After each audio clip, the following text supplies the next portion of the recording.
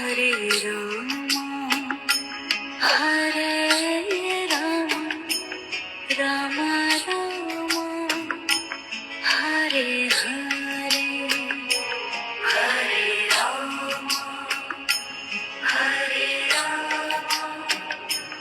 राम राम हरे हरे हरे कृष्णा कृष्ण कृष्ण हरे हरे हरे कृष्ण कृष्ण कृष्ण हरे हरे हरे राम राम राम हरे हरे हरे राम राम राम हरे हरे हरे कृष्ण कृष्ण कृष्ण हरे हरे हरे कृष्ण कृष्ण कृष्ण हरे हरे हरे राम राम राम हरे हरे हरे राम राम राम हरे हरे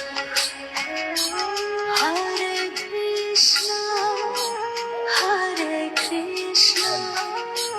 कृष्ण कृष्ण हरे हरे हरे कृष्ण कृष्ण कृष्ण हरे हरे हरे राम राम राम हरे हरे हरे राम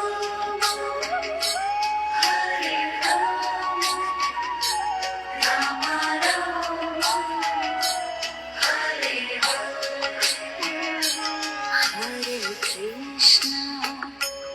हरे कृष्ण कृष्ण कृष्ण हरे हरे हरे कृष्ण कृष्ण कृष्ण हरे हरे हरे राम राम राम हरे हरे हरे राम राम राम हरे हरे हरे कृष्ण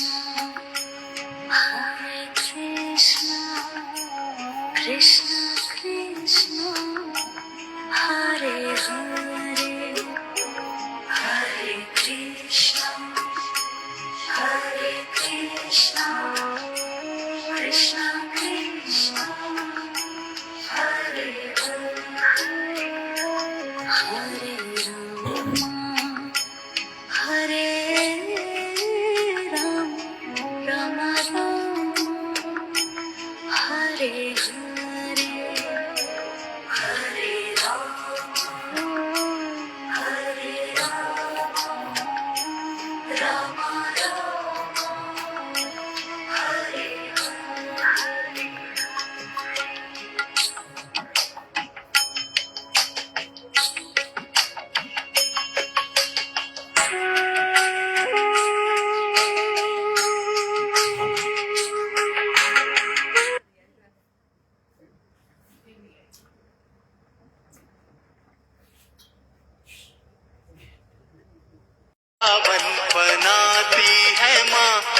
अच्छे संस्कार हमको सिखाती है माँ, अच्छे संस्कार हमको सिखाती है माँ। घर को जन्नत सा सुंदर बनाती है माँ, घर को जन्नत सा सुंदर बनाती है माँ। पूरी शिद्दत से घर को चलाती है माँ, पूरी शिद्दत से घर को चलाती है माँ। कष्ट सारे हमारे मिटाती है माँ, कष्ट सारे हमारे मिटाती है माँ। फर्ज अपना बखूबी निभाती है माँ, फर्ज अपना बखूबी निभाती है माँ। प्रेम की रोज गंगा बहाती है माँ, प्रेम की रोज गंगा बहाती है माँ। उम्र भर हम पे खुशियाँ लुटाती है माँ, उम्र भर हम पे खुशियाँ लुटाती है माँ। हर मुसीबत से हमको बचाती है माँ, हर मुसीबत से हमको बचाती है माँ।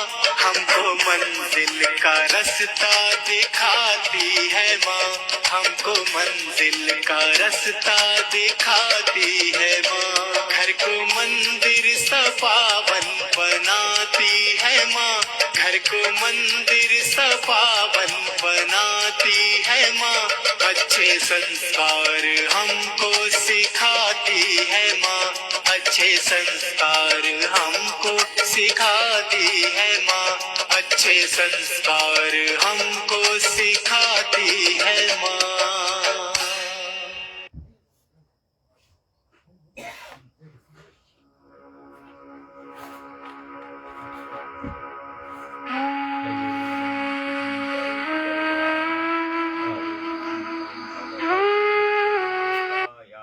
दीप ज्योति नमस्तुते।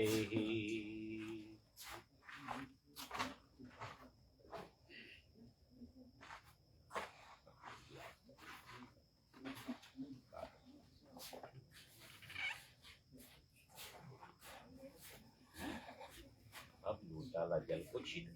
हरिओमा पावित्रम पवित्रवा सर्वस्तांगतोऽपि वा यस्प्रेद पुण्यकांक्षम तमभयं तरसुचिराय जल ले लो। उस जल को लेके पी लेते हैं। हरिओम केशवाय नमः स्वाहा, फिर से ले लो। हरिओम माधवाय नमः स्वाहा, फिर से एक बार। हरिओम श्री नारायणाय नमः स्वाहा, हाथों को धो लो। प्रक्षालन विनियोगाः, रहती को धारण करो नामिका उंगली में।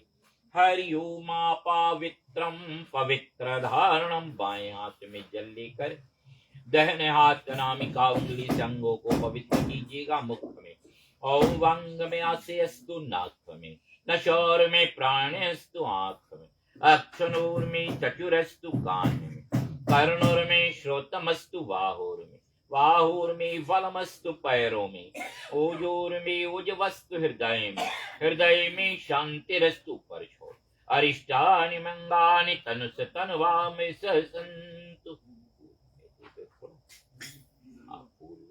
चावल है कुछ चावल दे दो।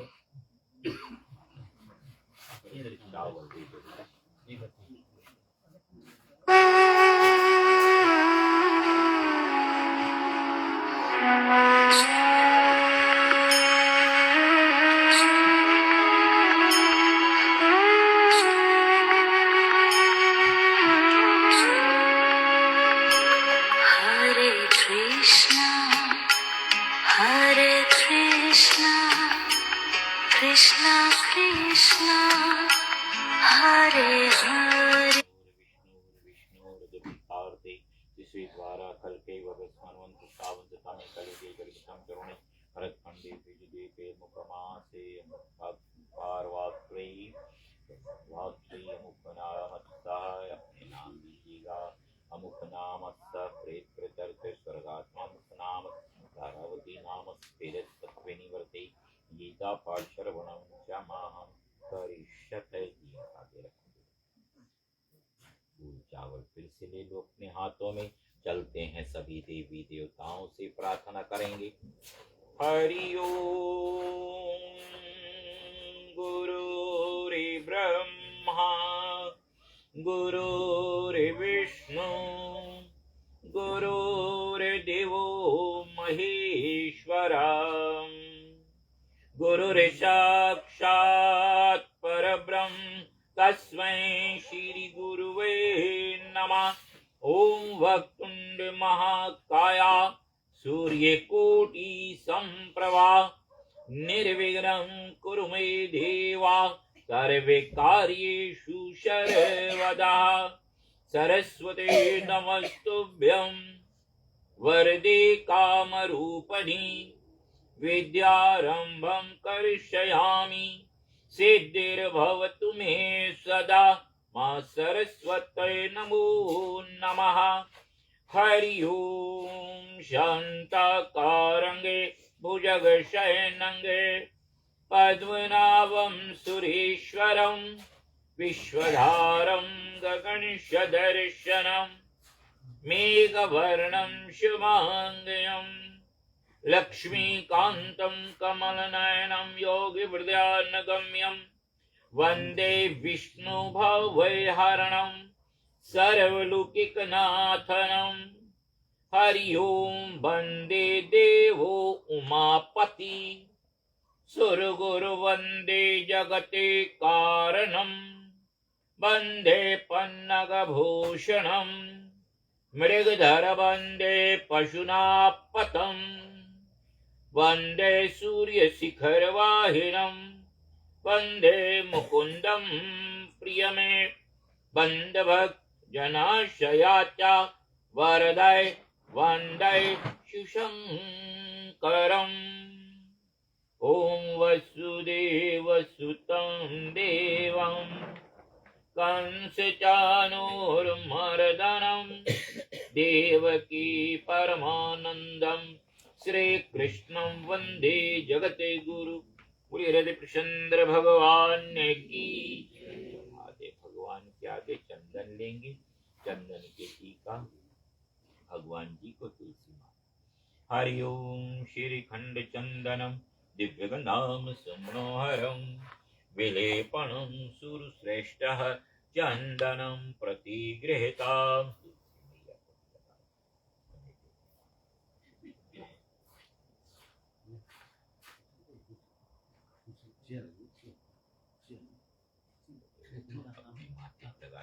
सभी को देते,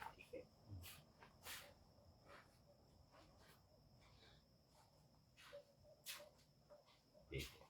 अपने माथे पर लगा लो, सबको लगा। चलते हैं, माला लेंगे। हरि ओम। मलिकादि सुगंधनि मालत्यादिनि वे प्रभु मया तानि पूजार्थं पुष्पांजलि प्रतिगृहीतां। बोलिए हृदयचंद्र भगवान की जय। ओम तुला समेर्त जनमेर्त सदकेश्वा प्रिय केश्वाचिनुमेर्त तावरिदा भूमो मने नमस्कार करो। कृष्णाय नमः। फूल चावल ले लो हाथों में।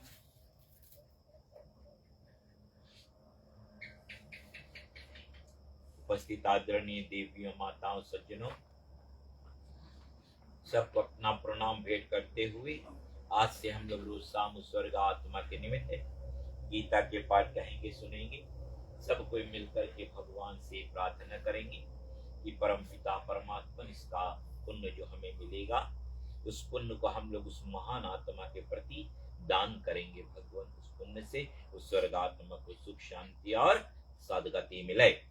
हरि ओम। गीता गंगा च गायत्री सीता सत्या सरस्वती ब्रह्म विद्या ब्रह्म बलि त्रिसंध्या मोक्त गहनी अर्धमात्रा चिदानंदा भयदायनी भयनाशनी वेद त्रहि प्रयंता तत्वार्थ ज्ञान मंजरी। बोली हृदयचंद्र भगवान की। हे सर्वदा सर्वशक्तिमान नया कार्य दयामान ईश्वर, आपके महिमा का कोई पार नहीं है और आपके शुभ नामों की कोई संख्या भी नहीं। बड़े बड़े ऋषि मुनि देवता भी आपका पार ना पा सके, तो हम मूर्ख ज्ञानी क्यों कर आपका नामों का वर्णन कर सकते हैं। हे प्रभु जी, आप ऐसे दयावान हो कि अपनी अपार दया से गुंगों को बचाल तथा लंगड़ों को पर्वतों में फालने योग्य बना सकते हो। हम तुच्छ जीवों को भी अपने दया के योग्य बनाइएगा प्रभु, कि आपके चरण बिंदों का ध्यान करते हुए अंत में आपके शुभ धाम को प्राप्त कर सकें। अर्जुन को गीता ज्ञान जो कृष्ण भगवान जी ने दिया है वो मुझको मिले। हे भवभंजन भगवान कृष्ण जी या केशवदास मांगता है। हे प्रभु जी, गीता ज्ञान के उच्चारण करने से तेरे पूर्ण रूप को प्राप्त होते हैं। मैं आपके चरण में शरण लेता हूँ। आप परम प्रवीण हो और मैं आपके शरण में पड़ता हूँ। केशवदास और कृष्णदास दोनों दीन गरीब हैं और आप संतों की विनती को मान लेने वाले हो। हे कमल वत्सल कृपा निधान जी, तेरे संतों भक्तों के लिए ये श्रीमद् भागवत गीता का ज्ञान सरल भाषा में कहता हूँ। जब कौरव और पांडव महाभारत युद्ध को चले तो राजा धृतराष्ट्र ने कहा कि मैं भी युद्ध के कौतुक को देखने को चलूंगा। तो व्यास जी ने कहा, हे राजन, तेरे नेत्र नहीं है और नेत्रों के बिना तुम क्या देखोगे। तो राजा धृतराष्ट्र ने कहा कि प्रभु, देखूंगा नहीं तो श्रवण तो करूंगा। तो व्यास जी ने कहा, हे राजन, तेरा जो सारथी संजय है वो मेरा शिष्य है। जो कुछ है महाभारत युद्ध की लीला कुरुक्षेत्र में होगी, संजय तुमको यहाँ बैठे ही श्रवण करावेगा। जब व्यास जी के कमल मुख से वचन सुने तो संजय ने व्यास देव जी के चरणों में नमस्कार किया, हाथ जोड़कर विनती की कि हे प्रभु जी, महाभारत युद्ध के चरित्र जो है वो तो कुरुक्षेत्र में होगी और मैं हस्तिनापुर में कैसे जानूंगा और राजा को किस भांति कहूंगा। जब इस प्रकार संजय ने व्यास जी के आगे विनती की तो व्यास जी ने प्रसन्न होकर संजय से कहा, हे संजय, मेरी कृपा से तुझे यहाँ सब कुछ दिखाई देवेगा, बुद्धि और नेत्रों से सूझेगा। जब व्यास जी ने इस प्रकार वर दिया उस समय संजय को दिव्य दृष्टि प्राप्त हुई और बुद्धि भी दृढ़ हुई। अब आगे महाभारत के कौतुक को कहता हूं, सो सुनो। 7 अछौनी सेना पांडव की है और 11 अछौनी सेना धृतराष्ट्र के पुत्र कौरव की है। भक्तजन, ये दोनों सेना एकत्रित होकर कुरुक्षेत्र में जा पहुंची। बताते हैं 7 अछौनी सेना सिर्फ पांडव की है भक्तजन और 11 अछौनी सेना धृतराष्ट्र के पुत्र कौरव की है भक्तजन। बतलाते हैं कि गिनती कैसे बढ़ी कौरव की। बतलाते हैं कि जब भगवान कृष्ण शांति दूत बनकर जाते हैं समझाने के लिए दुर्योधन को, अभिमानी घमंडी दुर्योधन क्या कहता है। भगवान कृष्ण ने याचना की कि ऐसा करो दुर्योधन, कुछ थोड़ा सा भूमि पांडव को दे दो ताकि अपने राज को संभाले। लेकिन अभिमानी घमंडी दुर्योधन क्या कहता है कि सुई के छिद्र के बराबर भी भूमि मैं पांडव को नहीं दूंगा। तो भगवान कृष्ण सोचते हैं अब तो युद्ध होगा ही। वो लेटे हुए थे, सांझ का समय था। दुर्योधन गए, जाकर के देखा कि भगवान लेटे हुए सिरहानी मुड़वाड़ी की तरफ खड़े हो जाते हैं। थोड़ी देर बाद अर्जुन भी पधारे भक्तजन। अर्जुन गए, जाकर के चरण की ओर हाथ जोड़कर खड़े हो गए। जब भगवान की निद्रा टूटी तो उस समय भगवान की दृष्टि पहले अर्जुन पर पड़ी। तो भगवान बोलते, कहो अर्जुन कैसे आना हुआ। इतना सुनते ही अभिमानी घमंडी दुर्योधन कहता है कि मैं पहले आया था कृष्ण। भगवान कहते हैं कि मैंने तो पहले अर्जुन को देखा, क्योंकि कोई सराहने की तरफ खड़ा हो तो क्या आप देख सकते हैं उसे? हम नहीं देख सकते। दुर्योधन कहता नहीं नहीं, मैं पहले आया था, मैं पहले मांगूंगा। तो भगवान तो अंतर्यामी भक्त तो जानते थे कि दुर्योधन किस लिए आया है। वो कहता ठीक है दुर्योधन मांग, एक ओर मैं निहत्ता, दूसरी ओर मेरी नारायणी सेना। तो दुर्योधन सोचता इसको लेकर मैं अकेले क्या करूंगा। वो बोलता मुझे नारायणी सेना चाहिए। इसी कारण से भक्तजन कहते हैं गिनती बढ़ गई थी कौरव, वो 11 छौनी सेना हो गई। बताते हैं पांडव की सिर्फ 7 छौनी सेना थी। अर्जुन से पूछते भगवान की तुम्हें क्या चाहिए। अर्जुन कहते परमात्मा आप हमारे रथ के सारथी बने, यही मुझे चाहिए। और बताते दोनों सेना कहाँ इकट्ठी होती है, कहाँ पर पहुंचते हैं, इकट्ठित होते हैं कुरुक्षेत्र के मैदान में। ये कुरुक्षेत्र क्या है भक्तजन? बताते एक राजा, बहुत प्रतापी राजा कुरु हुए थे, ये उसकी भूमि है। एक समय राजा कुरु क्या करते हैं भक्तजन, धर्म की खेती करना प्रारंभ करते हैं। वो उस भूमि को जोतते हैं भक्तजन, राजा कुरु उस भूमि को जोतते हैं। 1 दिन 2 दिन 3 दिन ऐसे 6 दिन बीत गया। 7वां दिन भगवान विष्णु आए और पूछा, राजा कुरु तुम ये क्या कर रहे हो? तो राजा कुरु बोलते हैं कि भगवान धर्म की खेती करने जा रहा हूं।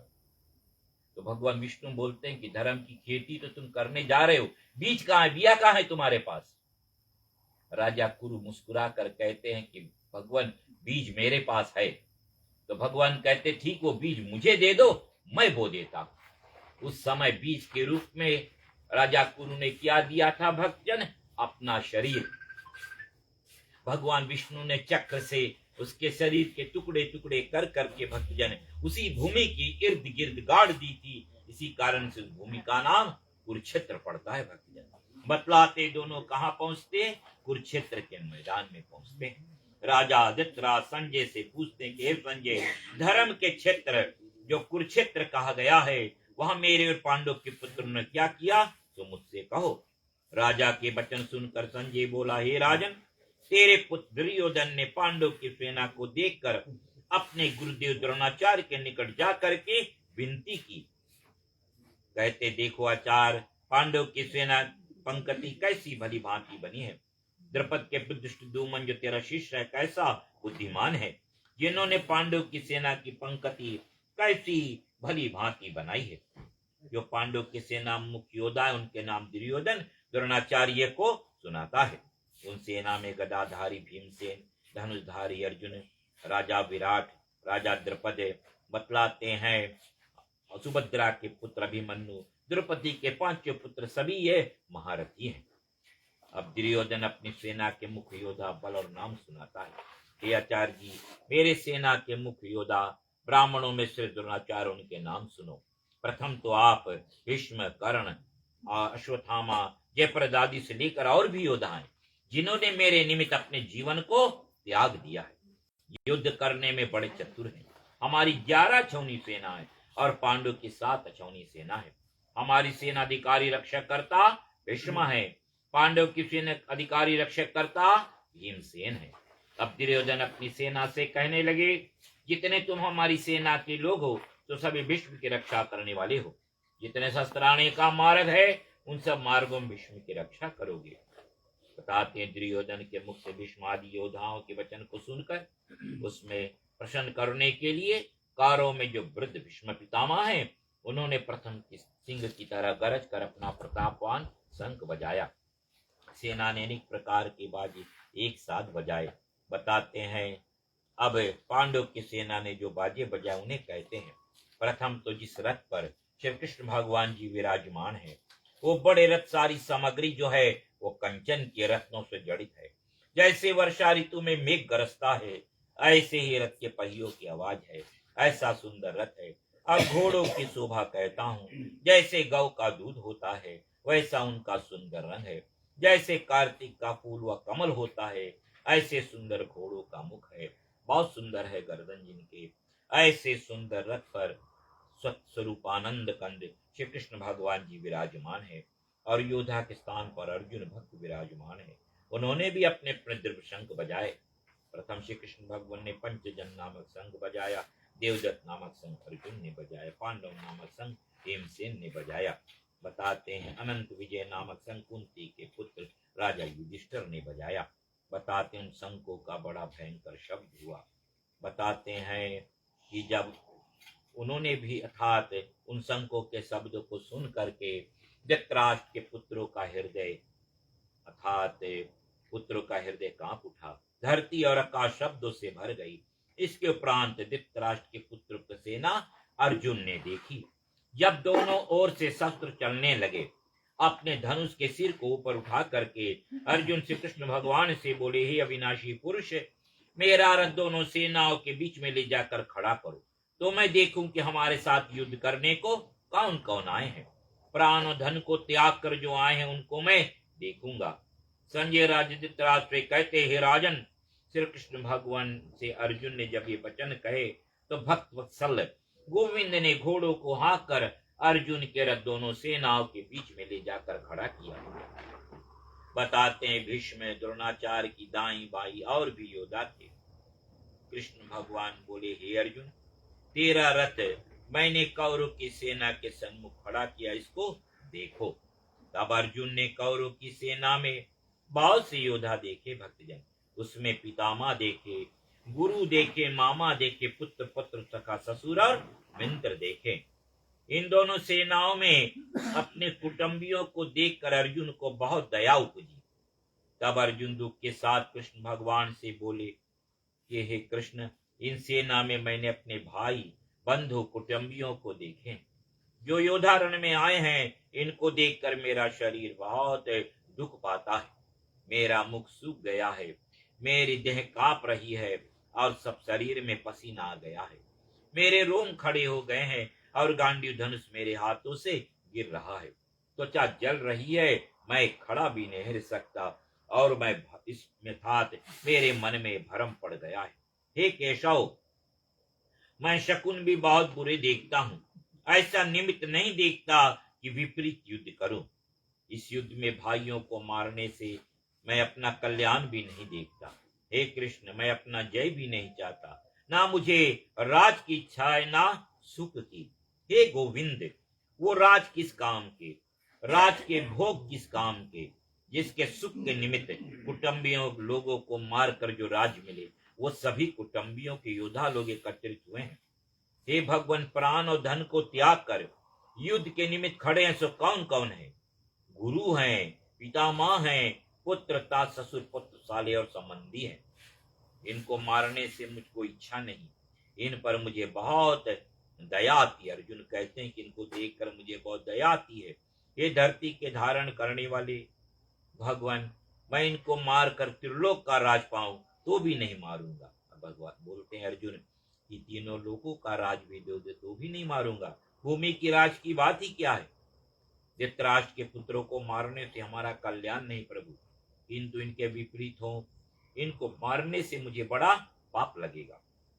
यद्यपि भगवान ये महापापी भी हो तो भी मारने के योग नहीं है, ये तो सब पूजने योग्य है, अर्थात भेटने योग्य है। इनको मैं नहीं मारूंगा। सज्जन भाई बंधु कुटुंबियों को मारने से सुख कहाँ मिलता है? अर्जुन बोलते हैं अब कि भाई बंधु परिवार के लोगों को मारने से सुख कहाँ मिलता है? भगवान मुक्ति कहाँ मिलती है? यह धृतराष्ट्र के पुत्र कुल के नष्ट करने से दृश्य उपचार जो पाप लगता है, जो कुछ मित्र के साथ कपट करने से दृश्य उपजता है, तो ये नहीं समझते। तो क्या इनकी तरह मैं भी ना समझूं? जो कुल के नष्ट करने से पाप लगता है, उन पापों को अर्जुन भली भांति कहता है। कुल के नाश करने से कुल के जो पुराने धर्म चले आए उसका नाश हो जाता है। अर्जुन कहते हैं कि जो कुल के नाश करने से जो कुल के पुराने धर्म चले आए हैं उसका नाश हो जाता है। कुल धर्म को नष्ट होने से कुल की स्त्रियां द्रोणाचारणी हो जाती हैं। जिन स्त्रियों को वर्ण संकर संतान हुई, अर्थात पुण्य पुरुषों की संतान उपजती है और वर्ण संकर संतान, तो पिंड जल पितरों से पहुंचने से रह जाएगा, उनके पितर स्वर्ग से गिर पड़ेंगे। इस कारण हे भगवान, जिन्होंने कुल को नष्ट किया उन्होंने इतने पाप किए, सो ये सब पाप कुल के नष्ट करने वाले के सिर पर ही होता है। फिर वह मनुष्य पापों का फल क्या पाता है? सो सुनो, वो प्राणी सदा नरक भोगता है। न्याय शास्त्र में मैंने श्रवण किया है। अब अर्जुन पूछता है, हाथ मल कर कहता है कि देखो भाई, मैंने कौन सा ऐसा पाप उद्रम किया था? राज और सुख के लोभ के निमित्त कुल को नाश करने लगा था। अब मैं अपने हाथों में शस्त्र नहीं पकड़ूंगा। धृतराष्ट्र के पुत्र के हाथों में शस्त्र होवेंगे, मैं उनके सन्मुख होऊंगा, वे मुझे मारेंगे, इससे मेरा कल्याण हो जाएगा। संजय राजा धृतराष्ट्र से कहते कि हे राजन, अर्जुन ने कह करके धनुष बाण अपने हाथों से छोड़ दिया और शोक में मग्न होकर मूर्छित होकर बैठ जाता है। कहता है कि अब मैं युद्ध नहीं करूंगा, अर्थात इस परिवार के लोगों को मैं नहीं मारूंगा। श्रीमद् भागवत गीता संपूर्ण ब्रह्म विद्या योग शास्त्र कृष्ण अर्जुन संवाद विषाद योग नामक प्रथम अध्याय समाप्तम। बोलिए रजचंद्र भगवान ने की जय। चढ़ा दे बेटा दूसरा फूल चावल दे। प्रथम अध्याय का महात्म, ये महात्म की जो कथा है बतलाते हैं कि भगवान शंकर मैया पार्वती को ये कथा वर्णन कर रहे हैं और वही कथा भगवान विष्णु क्षीर सागर में लक्ष्मी माँ को सुना रहे हैं। बताते एक समय कैलाश पर्वत पर पार्वती और महादेव में गोष्ठी हुई। पार्वती ने पूछा कि हे भगवान, आप अपने मन में किस ज्ञान से पवित्र हो, किस ज्ञान के बल के संसार के लोग शिव कर आपको पूछते हैं। आपका कर्म दिखाई नहीं देता, अर्थात बाहर के जो कर्म है वो तो कोई भी पवित्र नहीं दिखाई देता। मृगछाला ओढ़े हो, अंगों में शमशान की विभूति लगाए हो, गलों में सर्प मुंडों की माला पहन रहे हो, इसमें तो कोई पवित्र नहीं है। भगवान वो ज्ञान हमें सुनावे जिससे आप पवित्र हो।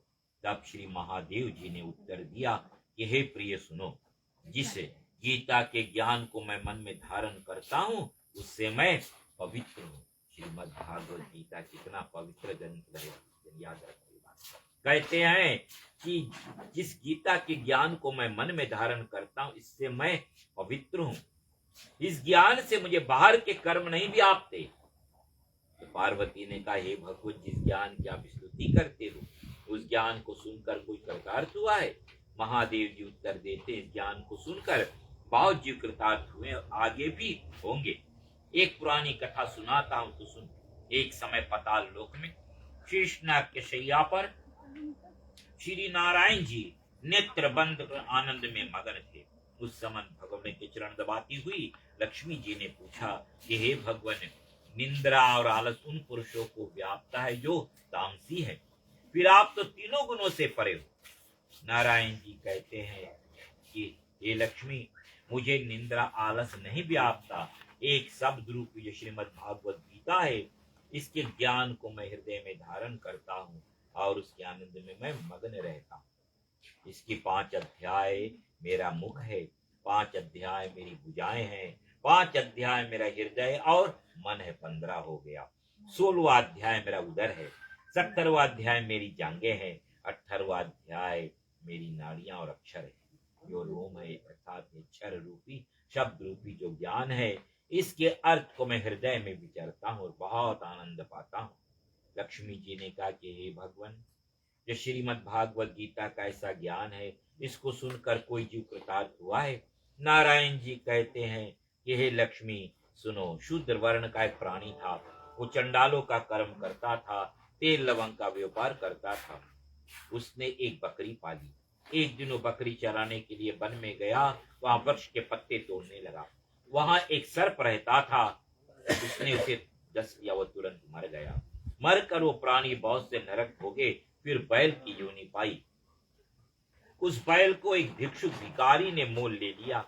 भिखारी उस बैल पर चढ़कर सारा दिन मांगता फिरता, जो कुछ मांग कर लाता अपने कुटुंबियों के साथ मिलकर खाता। बैल सारी रात द्वार पर बंधा रहता, उसे खाने पीने का कोई खबर ना लेता, कुछ थोड़ा सा भूसा उसके आगे डाल छोड़ता। इस प्रकार कई दिन बीते तो वह बैल भूख के मारे गिर पड़ा, मरने लगा, पर प्राण नहीं छूटते। नगर के लोग देखने को आते, कोई तीरथ का फल देता, कोई व्रत का फल देता, लेकिन उसके प्राण नहीं छूटते। एक दिन एक घरनिका आई, उसने लोगों से पूछा ये भीड़ कैसी है? उन्होंने कहा किसके प्राण नहीं छूटते, अनेक पुण्यों के फल दे रहे हैं तो भी मुक्ति नहीं होती। घरनिका ने कहा कि मैंने जो कर्म किया उसका फल इस बैल के निमित्त किया। इतना कहते उस बैल की मुक्ति हो गई। उस बैल का पुनः जन्म एक ब्राह्मण के घर में हुआ। पिता ने उसका नाम सुशर्मा रखा। बड़ा होने पर पिता ने उसे पढ़ाया। उसके पिछले जन्म की सुधीर अर्थात पिछले जन्म की बात याद रही कि वो कौन था। उसने एक दिन मन में सोचा कि चलो उस घरनिका का दर्शन करूं जो मुझे उस बैल की योनि से छुड़ाया था। विप्र चलता चलता घरनिका के घर गया और पूछा कि तू मुझे पहचानती है? घरनिका ने कहा कि मैं नहीं जानती कि तू कौन, क्योंकि तू ठहरा ब्राह्मण का पुत्र और मैं ठहरी वेश्या। तो विप्र ने कहा कि मैं वही बैल हूँ जिसको तूने अपने पुण्य दिया था, तब मेरी मुक्ति हुई। अब मैंने विप्र के घर जन्म लेकर अनेक पुण्यों को किया। वैश्य ने कहा कि मैंने अपने याद में कोई पुण्य नहीं किया। वेश्या ने कहा कि मैंने अपने याद में कोई पुण्य नहीं किया, लेकिन मेरे घर एक तोता है, वो सवेरे कुछ पढ़ता है, उसी वाक्या को मैं सुनती हूँ, उसी पुण्य का फल मैंने तेरे निमित्त दिया था। तो उस विप्र ने कहा, हे तोते, तू भी विप्र है, मेरे आशीर्वाद से तेरा कल्याण हो जावे। तू सवेरे क्या पढ़ता है? तोते ने कहा कि मैं पिछले जन्म में विप्र का पुत्र था। पिता ने मुझे श्रीमद् भागवत गीता के पहले अध्याय के पाठ पढ़ाया। एक दिन मैंने अज्ञानवश गुरु का अपमान कर दिया। गुरु जी ने मुझे श्राप दिया कि तोता बन जा। तब मैं तोता बना। एक फंदक पकड़ ले गया। एक विप्र ने मुझे मोल ले लिया। विप्र अपने पुत्र को गीता के पाठ पढ़ाता था, मैंने भी वो पाठ सीख लिया। एक दिन उस ब्राह्मण के घर चोर आए, कुछ धन प्राप्त नहीं हुआ तो मेरा पिंजरा उठा ले गए। उन चोरों को ये गर्णिका मिंत्र थी, तो मुझे इसके पास ले आए। तो मैंने श्रीमद् भागवत गीता के पाठ पढ़ता हूँ, ये सुनती है, पर जो मैं पढ़ता हूँ उस गर्णिका के समझ में नहीं आता। वही पुण्य तेरे निमित्त दिया था। बताते विप्र ने कहा, हे तोते, मेरे आशीर्वाद से तुम्हारा कल्याण हो जावे। नारायण जी कहते, हे लक्ष्मी, इतना कहते तोते की मुक्ति हो गई। उस गर्णिका ने भले कर्म ग्रहण किए, नित्य प्रतिष्ठान करके श्रीमद् भागवत गीता की पाठ करती। नारायण जी कहते, हे लक्ष्मी, शंकर भगवान कहते, हे पार्वती, जो भी कोई इस पाठ को पढ़ेगा सुनेगा श्रद्धा भक्ति से, उसे मुक्ति अवश्य मिलेगी। इति श्री पद्म पुराणे सतीश्वर संवादे उत्तरकांड गीत महात्म्यम प्रथम अध्याय समाप्तम। पूरी चंद्र भगवान की दूसरा चावल लेनी। द्वितीय अध्याय, दूसरा अध्याय। संजय राजा धृतराज से कहते, हे राजन, इस प्रकार दया से परिपूर्ण आश्रु से भरे व्याकुल नेत्रों को देखते हुए भगवान कहने लगे कि हे अर्जुन, अर्थात जब धनुष बाण अपने हाथों से त्याग देता है, अर्जुन कहता है मैं युद्ध नहीं करूंगा। भगवान कहते हैं कि हे अर्जुन, ऐसे विकट समय में तुझे मोह कहां से आ गया था? इस रणभूमि में तुझे मोह कहां से आ गया? अक्षत्रिय पुरुष का मोह होना, इससे ना परलोक में स्वर्ग मिलता न संसार की कीर्ति होती है। हे पार्थ, तू कायर मत बन, हृदय से नीच बुद्धि को त्याग, उठ खड़ा हो। अर्जुन कहते, हे भगवान, हे मधुसूदन, इस संग्राम में भीष्म पितामह, द्रोणाचार्य आदि गुरु से युद्ध किस प्रकार करूंगा? हे भगवान, ये तो सब पूजनीय योग हैं, इस पर बाण कैसे चलाऊंगा? हे प्रभु, भिक्षा अन्न खाकर समय व्यतीत करना तो बहुत उत्तम है। अर्जुन अब क्या करता है? जो ब्राह्मणों का कर्तव्य है अर्जुन बताता है। अर्जुन क्षत्रिय था भक्तजन, वो बतलाता है कि भिक्षा मांगकर निर्वाह करना बहुत उत्तम है, पर गुरुजनों को मारकर हृदय लिप्त भोगों को भोगना यह उत्तम नहीं है। जो अधर्म करने पर तात्पर्य भी हो जाएं तो हमें नहीं मालूम कि कौन बलि है। वे हमको जीते, हम उनको, जिनको मारकर हमने जीना नहीं चाहते। धृतराष्ट्र के पुत्र हमारे सामने खड़े हैं और कुल का आश्रय होना दोष है। इन दोनों बातों से मेरा स्वभाव और बिगड़ गया है प्रभु। अब मैं ऐसा मूढ़ हो गया हूं कि मुझे धर्म और अधर्म का कुछ ज्ञान नहीं है। इसलिए मैं आपसे पूछता हूं, युद्ध करना या भिक्षा मांग कर निर्वाह करना, इन दोनों में कौन सी बात श्रेष्ठ हो, सो कहिएगा। हे भगवान, मैं आपका शिष्य हूं और आपके शरण में आया। जिस प्रकार मेरा धर्म जो है वो बच जाए और जो निश्चय कल्याण करने वाला उपाय हो तो कहिएगा।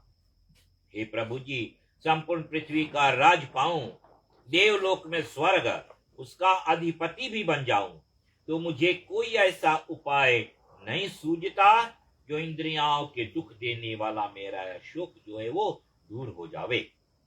संजय राजा धृतराज से कहते हैं कि शत्रुओं को संतोष देने वाला अर्जुन श्री कृष्ण से यह कहकर चुप हो गया कि अब मैं युद्ध नहीं करूंगा। श्री कृष्ण जी दोनों सेनाओं के मध्य अर्जुन को शोक युक्त देखकर कहने लगे कि हे अर्जुन, जो विवेकी पुरुष है, जो ज्ञानी लोग होते हैं, वो किसी की चिंता नहीं करते। तू सोच करता है और पंडितों के समान बातें बनाता है, तुम्हारा यह ठीक नहीं है। बुद्धिमान लोग जीते और मरे हुए के सोच नहीं करते।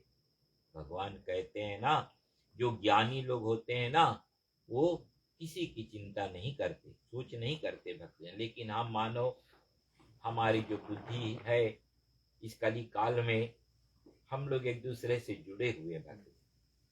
बोलना सहज है, लेकिन जब अपने आप पर बीतती है ना, तब हम लोग उस दुख को नहीं भुला पाते भक्त। एक संत जी था। संत जी क्या बोलता है, पड़ोस के गांव में एक बालक की मृत्यु हो गई। संत जी जाकर उस महात्मा जाकर के उस व्यक्ति को समझाता है, जिसके पुत्र मरा हुआ था। तो पिता से बोलता है कि देखो, ये संसार का नियम है, जो आता है वो जाता है, एक दिन सबके ऊपर ये बीतेगा। वो उसे धीरज देता है भक्तजन। बतलाते, जब संत जी का समय आया, संत जी का एक बकरा मर गया। संत जी रोते हैं, विलाप करते हैं। वही व्यक्ति आकर बोलता है, महाराज आपने तो हमें बताया कि जो संसार में है उसे जाना पड़ता है। संत जी क्या जवाब देते हैं, बोले पुत्र तो तुम्हारा था, बकरा तो मेरा था।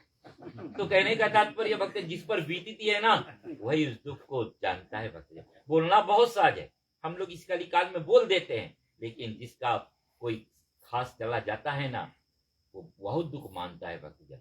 भगवान इसी प्रकार अर्जुन को समझाते कि अर्जुन, बुद्धिमान लोग जीते और मरे के सोच नहीं करते, क्योंकि जीना मरना दोनों ही मिथ्या है। भगवान बताते झूठा है। क्या यह सब पहले नहीं थे, क्या यह आगे नहीं होंगे? ये बात नहीं, इसके पहले भी मैं था, आगे हम तुम्हारे राजा होंगे। हे अर्जुन, जैसे इस देह में 3 अवस्था होती है, मुख्य बात यही है भक्तन। 3 अवस्थाएं होती है, बाल अवस्था, युवा अवस्था, वृद्ध अवस्था होती है। इसी प्रकार जीव भी इस देह को छोड़कर दूसरी देह प्राप्त कर लेता है। ये 3 अवस्था, कोई बाल अवस्था में जवानी में संसार को छोड़कर जाता है भक्तजन, कोई युवा अवस्था में जाता है, जवानी में चला जाता है, कोई बुढ़ापा में संसार को छोड़कर जाता है भक्तजन। ये कैसे होता है, गौर से सोचो। भगवान बताते हैं कि कुछ करनी कुछ कर्म गति, कुछ पूर्वजन्मों का भाग। पिछले जन्म की कमाई हमारे साथ है भक्तजन। इसी कारण से सुंदर मानव तन हमें मिला है भक्तजन, वरना 84 लाख योनियां है, उसी में हम जन्म पाते रहते भक्तजन। कई योनियाओं को भुगतने के पश्चात जा करके सुंदर मानव तन तुम्हें मिला है भक्तजन। तो मानव तन को पा करके हम कहाँ खड़े हैं, अपने आप विचार करो भक्तजन। हमें कौन सा कर्म करना चाहिए, कौन सा कर्म हमें नहीं करने चाहिए भक्तजन। भगवान बताते, जो विवेकी पुरुष है अर्जुन, वो किसी की चिंता नहीं करते। हे अर्जुन, सुख दुख आदि नाशवान पदार्थ सब यह नित्य है, और सुख दुख को जो समान जानते हैं वे मोक्ष के अधिकारी होते हैं। हे अर्जुन, सुख दुख आदि नाशवान पदार्थ सब यह नित्य है, और सत्य जो आत्मा है उसको तू अविनाशी जानो। सच्चाई क्या है भक्तजन? भगवान कहते सत्य है वो आत्मा। सत्यदर्शियों ने भाव और भाव दोनों में तत्व देखते हैं। जो सब में व्यापक है वो विनाशी है, सविनाशी का नाश कभी नहीं हो सकता। ये भारत देह विनाशी है, इसमें जो जीव रहता है वह अविनाशी और परिणाम रहित है। भगवान कहते देह विनाशी है। ये 5 तत्व से बना हुआ जो हमारा पिंजरा है भक्तजन, ये हमारा शरीर अपने अपने तत्व में मिल जाता है। भगवान बताते हैं केवल शरीर से हम लोगों का एक नाता है। आत्मा किसी का कुछ लगता है? गौर से सोचो, आत्मा किसी का कुछ नहीं लगता भक्तजन। समय आने पर इस शरीर को छोड़ता है, गुण कर्म के आधार पर दूसरा शरीर को प्राप्त कर लेता है। तो शरीर से हम लोगों का नाता है। परमात्मा कहते हैं कि हे अर्जुन, फिर इस अनित देह के वास्ते तू अपना धर्म क्यों छोड़ता है? युद्ध करके यदि कोई कहे कि मैंने मुख को मारा, मुख मरा, सो वे दोनों कुछ नहीं समझते। ना कोई किसी को मारता है और ना यह मरता है। यह आत्मा अमर है, इस आत्मा को ना कोई मार सकता है और ना यह मरता ही है। तो जब भीष्म पितामह को मारने का सोच करता है तो व्यर्थ है, क्योंकि आत्मा तो किसी तरह मरता नहीं, केवल शरीर का ही नाश होता है। ये अर्जुन, ये आत्मा ना कभी जन्म लेती है ना मरती है, ना कभी पहले हुआ था ना आगे होगा। ये आत्मा जन्म रहित है, नित्य सदा एकाग्र सनातन पुरातन है। शरीर का नाश होने पर भी आत्मा का नाश नहीं होता। जिस आत्मा को विनाशी नित्य अजन्म विकारी समझता है, वो किसको मरवाता और किसको मारता है अर्जुन। जैसे मनुष्य पुराने वस्त्र को त्याग करे नया वस्त्र धारण कर लेता है। तात्पर्य यह है कि जैसे पुराने वस्त्र को त्यागने में कोई कष्ट नहीं होता, वैसे शरीर को त्यागने में कोई कष्ट नहीं होना चाहिए। इस आत्मा को शस्त्र छेदन नहीं कर सकती, अग्नि से जला नहीं सकती, जल से भिगो नहीं सकता, पवन से सुखा नहीं सकता और शस्त्र कभी से काट नहीं सकते। यह आत्मा इंद्रियों से परे है, मन के विचार के योग नहीं अर्जुन। ऐसे विकार रहित आत्मा को जानकर इसके लिए सोच नहीं करना चाहिए। जिसने जन्म लिया है वह अवश्य मरेगा और जो मरा है वह अवश्य जन्म लेगा। इससे उपारित बातों के लिए तुम्हारा सोच करना व्यर्थ है। भगवान बताते हैं जिसने जन्म पाया है उसे एक न एक दिन इस मृत्यु लोक को छोड़कर जाना है, यही सच्चाई है भक्तजन। और जो चला गया है वो फिर पुनः जन्म धारण करेगा। मनुष्य आदि प्राणी जन्म लेने से पहले कभी दिखाई नहीं देते, ना मरने के बाद प्रकट होते हैं। केवल जन्म मरण वाली जो मध्य अवस्था है इसमें दिखाई पड़ते हैं। तो अब सोच करने की बात ही क्या है। कोई तो इस आत्मा को आश्चर्य से देखता है, कोई आश्चर्य से कहता है और कोई से सुनकर भी नहीं समझ पाते कि क्या है। जिसका कुछ निर्णय ना किया जाए कि क्या है। सबकी देह में जो आत्मा है अर्जुन वह विनाशी है, फिर इसके लिए तुम्हारा सोच करना व्यर्थ है। फिर जो तू अपने क्षत्रिय धर्म पर विचार करे तो तुझे डरना नहीं चाहिए, क्यों क्षत्रियों के युद्ध से उत्तम कोई धर्म नहीं। यह समय अपने आप उपस्थित हो गया है अर्जुन। युद्ध काल में जो स्वर्ग के द्वार है वो खुल जाते हैं। पुण्यवान क्षत्रियों का युद्ध समागम मिलता है। जो तू क्षत्रिय होकर संग्राम नहीं करेगा तेरा धर्म छूट जाएगा अर्जुन, कीर्ति जाती रहेगी और यही तेरे बल पुरुषों की सदा निंदा किया करेंगे।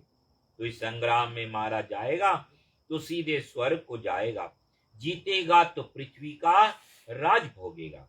तेरे दोनों तरह से जीते दृढ़ विचार कर खड़ा हो जा, सुख दुख हानि लाभ एक समान जानकर खड़ा हो जाते। जो कुछ मैंने तुमसे कहा है वो सांख्य शास्त्र के अनुसार आत्मा और देह का तात्पर्य समझाया है। कि आत्मा क्या है और देह क्या है, इस विषय में भगवान बतलाते हैं। अब बुद्धि योग को कहता हूं सो सुनो। ये अर्जुन, इस बुद्धि योग को सुनने से सुख दुख आदि कर्म बंधन से छूट जाओगे अर्जुन। बताते इस धर्म के लेश मात्र भी पालन करने वाले जन्म मरण बड़ी भय की रक्षा करने वाला होता है। हे अर्जुन, जिनका मन विचलित है उन वे मोक्ष के साधन रूप इस कर्म योग में लगे रहते हैं। अर्थात तरह तरह की उनकी बुद्धि जो झगड़ों में फंसी रहती है, उनकी शाखाएं भी अनेक हैं। यद्यपि विवेकी पुरुष इंद्रियाओं को जीतने का प्रयत्न करती है तो भी इंद्रियां जो है वो बलवान है, मन को ठोर से चला देती है। स्वर्ग आदि की प्राप्ति की कामना जिसको है, ऐसे सकाम पुरुष सुख की प्राप्ति के लिए अनेक प्रकार के यज्ञ आदि कर्मों को किया करते हैं। ये क्रिया जन्म और कर्म फल को देने वाली।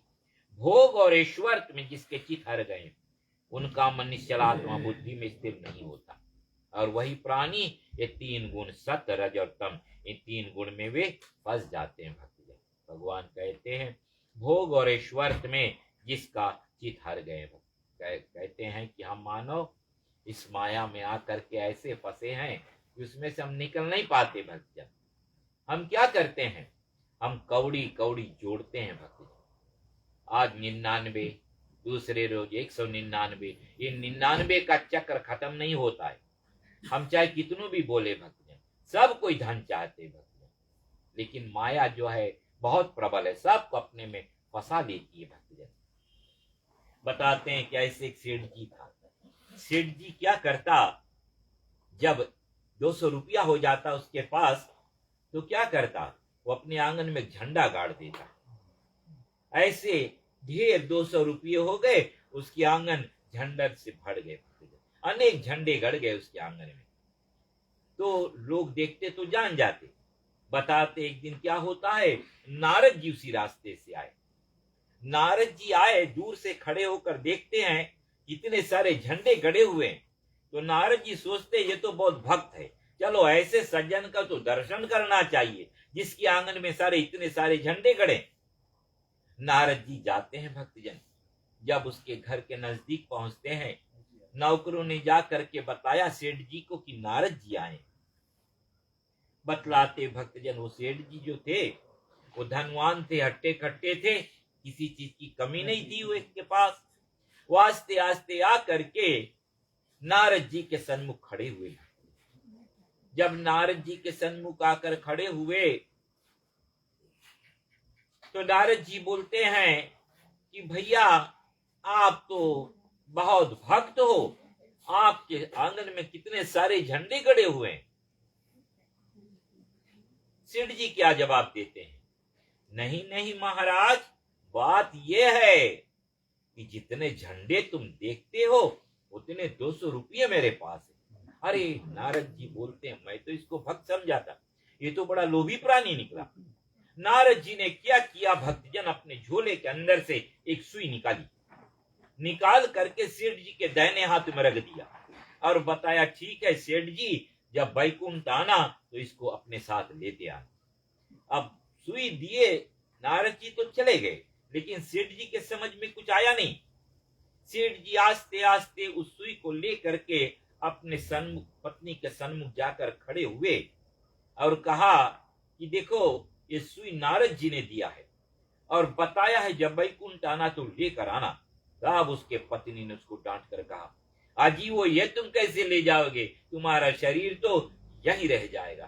तब सेठ जी का माथा ठनका, उसे ज्ञात हुआ कि एक छोटी सी सुई मैं ले जा पा रहा हूं, तो इतने लाख रुपए जमा किए तो कैसे ले जाओगे। तो कहने का तात्पर्य भक्तजन हम मानव यही करते हैं, जोड़ते रहते हैं, क्या हम लेकर जाएंगे। किसी संत ने कहा है कि हम चाहे कितना लाख करोड़ संपत्ति बटोरे, पत्नी द्वार पर रह जाएगी, हमारे मित्र लोग शमशान तक जाकर लौट आएंगे, पशुए जो हम पाल रखे गौशाला में बंधे के बंधे रह जाएंगे, जो धन हमने बैंक में रखा वो धरा का धरा रह गया। तुम्हारे साथ कुछ भी नहीं गया, गया तुम्हारा कर्म। जो कर्म तुमने अपने हाथों से किए वही तुम्हारा सच्चा धन भक्तजन।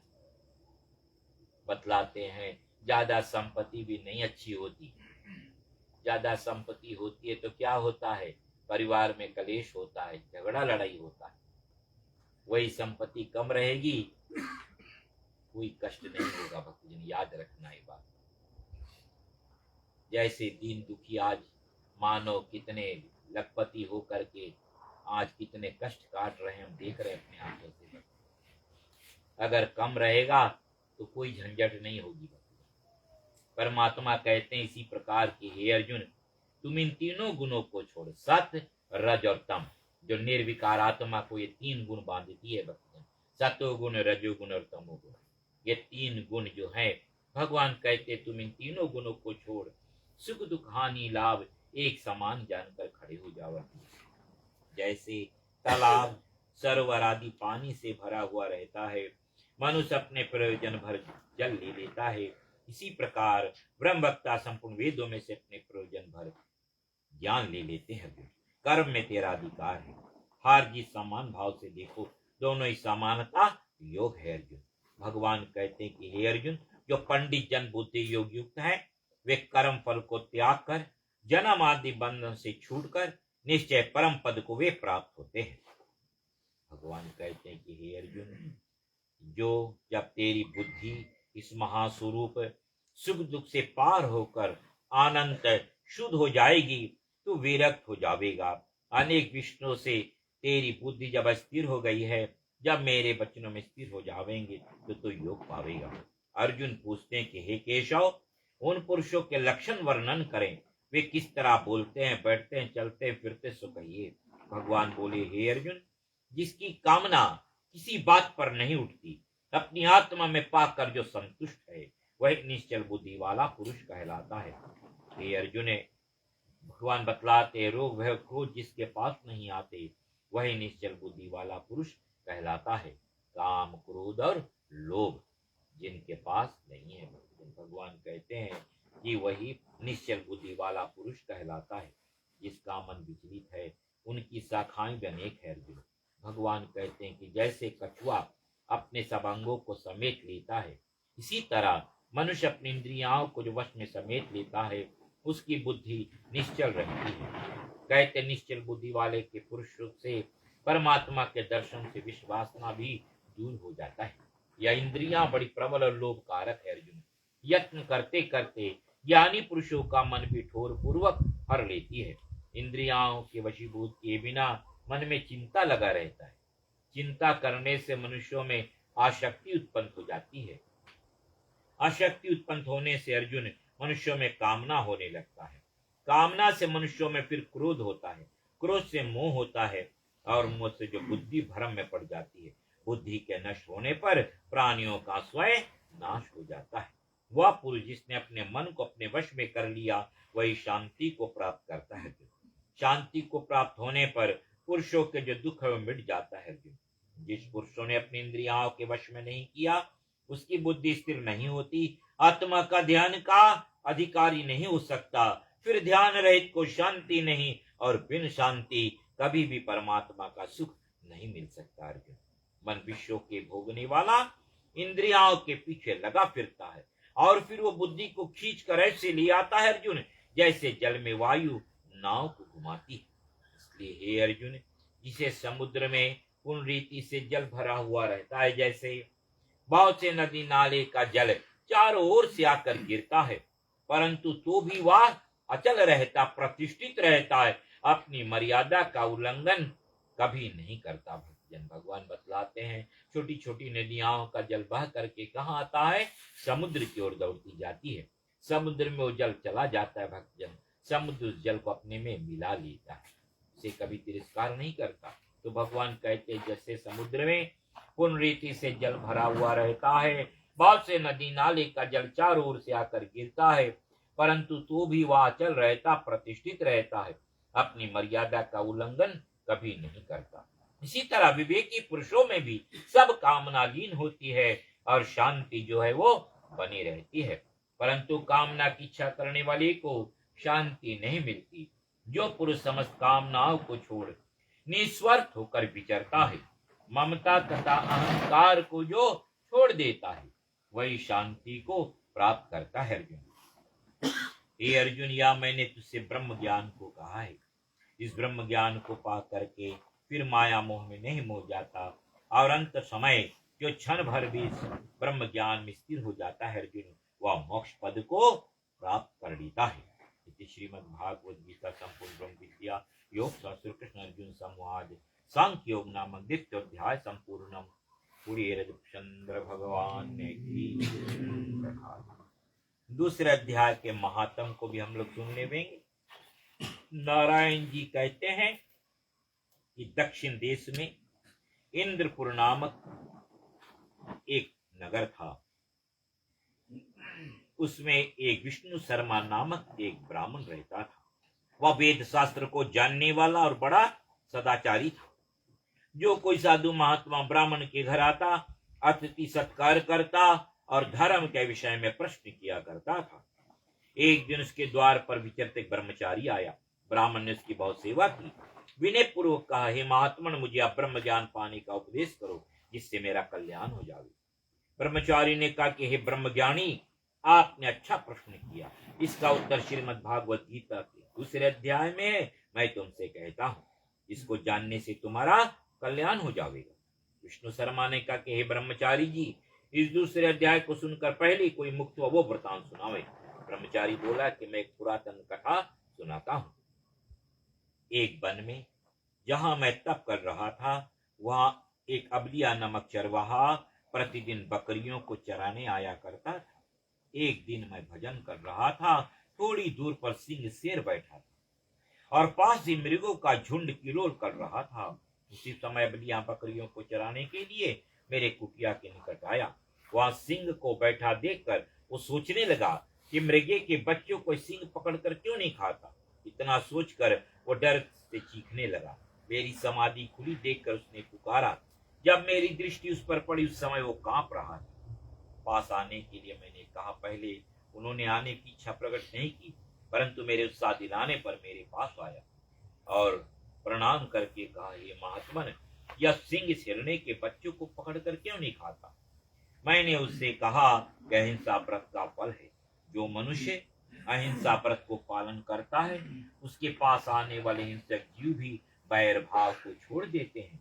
इसलिए जो कुछ तुम देख करके आश्चर्य को प्राप्त हो रहे हो अहिंसा व्रत का प्रभाव है। यह सुनकर अबरिया ने कहा कि मुझे ऐसी शक्ति दीजिएगा जिससे मुझे किसी से डर ना हो। तब मैंने उससे कहा कि तुम श्रीमद् भागवत गीता के दूसरे अध्याय को सुनो। ऐसा कहा करके ईश्वर, जीव और प्रकृति इन तीनों का वर्णन जैसे गीता में कहा सुनाया। अब यह दूसरे अध्याय का महात्म सुनकर पुण्य ज्ञानी हुआ। नारायण जी कहते ही लक्ष्मी, जो भी कोई इस अध्याय को ध्यान पूर्वक पढ़ेगा सुनेगा उसे अवश्य परम पद की प्राप्ति होगी।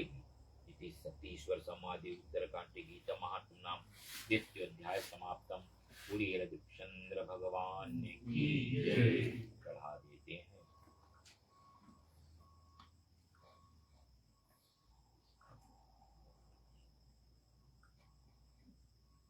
चलते एक संकीर्तन करेंगे। क्षमा याचना शांति।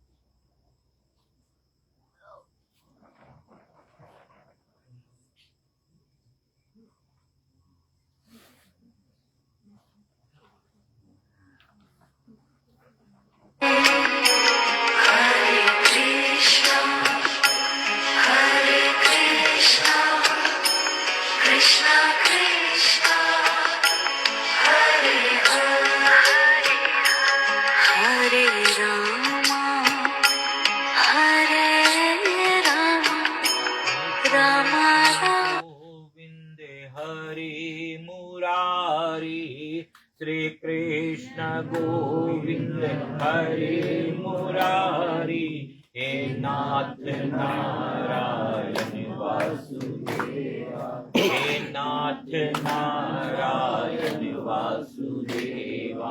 श्री कृष्ण गोविंद हरि मुरारी, श्री कृष्ण गोविंद हरि मुरारी, हे नाथ नारायण वासुदेवा, हे नाथ नारायण वासुदेवा। दया के सागर हमारे गोविंद, दया के सागर हमारे गोविंद, हमारी प्रार्थना को तुम स्वीकारो, हमारी प्रार्थना को तुम स्वीकारो।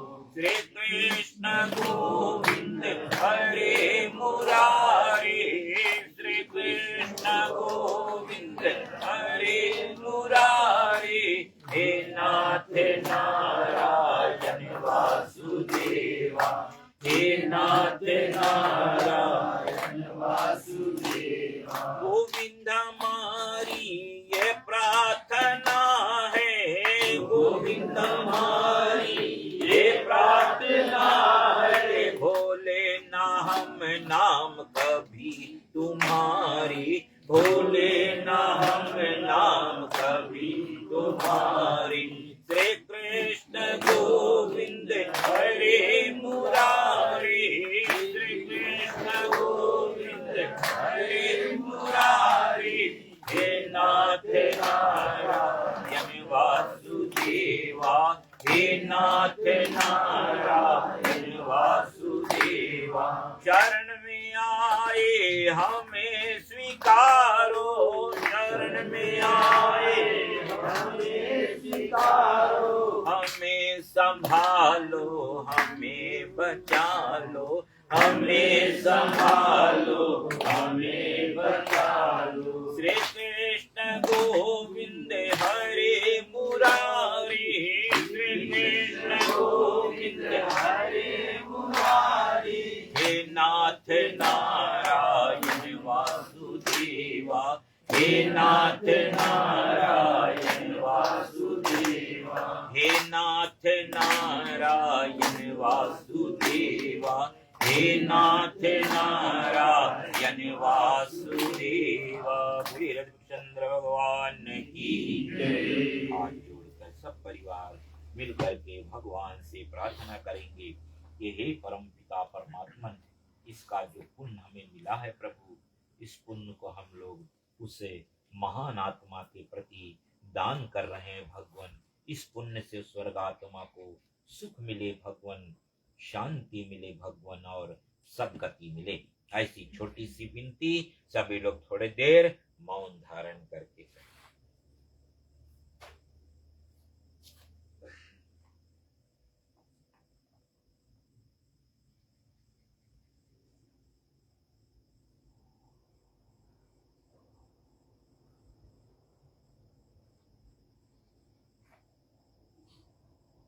सभी लोग मेरे साथ बोलेंगे हरिओम कृष्णा कृष्णा अर्पणम मस्तु।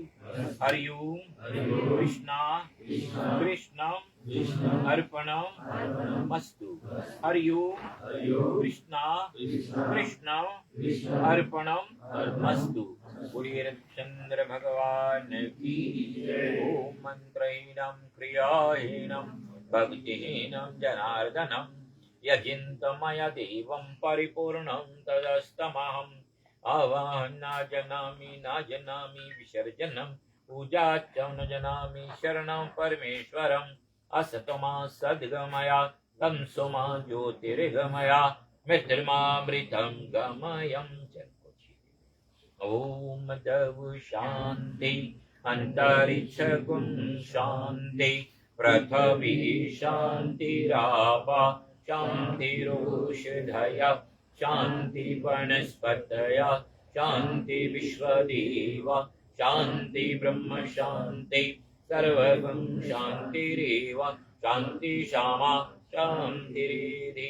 ओम शांति शांति शांति।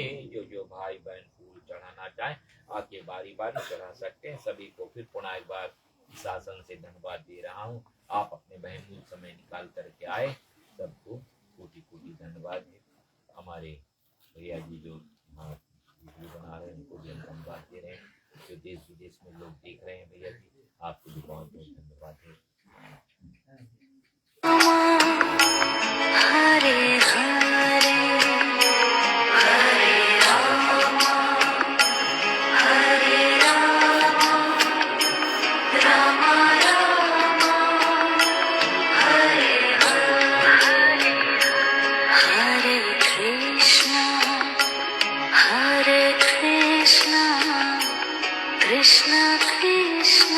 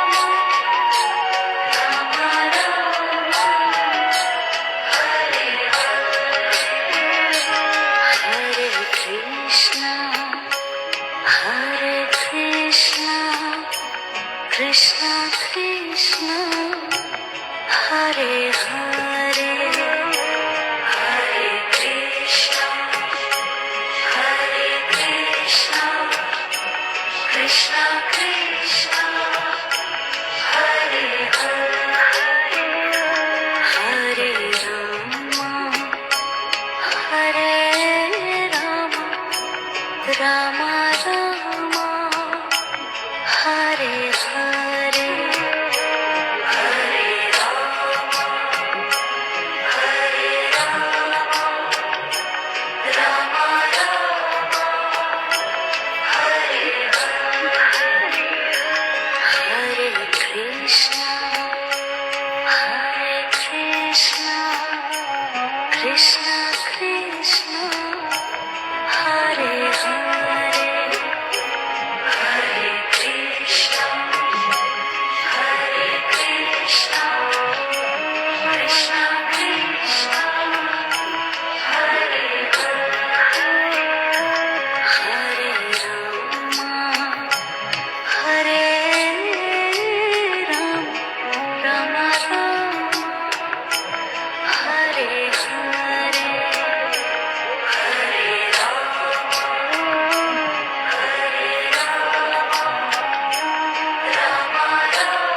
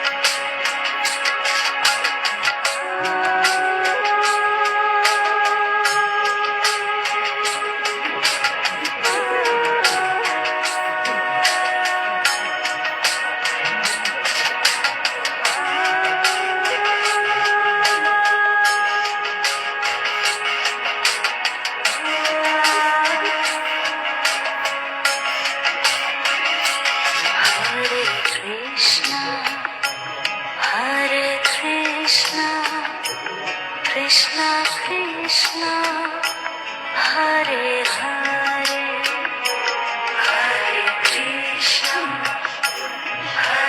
Krishna Krishna Krishna Hare